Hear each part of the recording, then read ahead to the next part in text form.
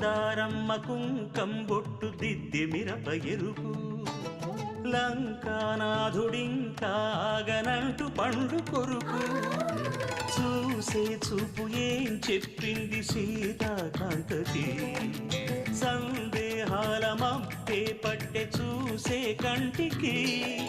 లోకం కాని లోకంలోన ఏకాంతాల బలపు అలపాపి కొండలా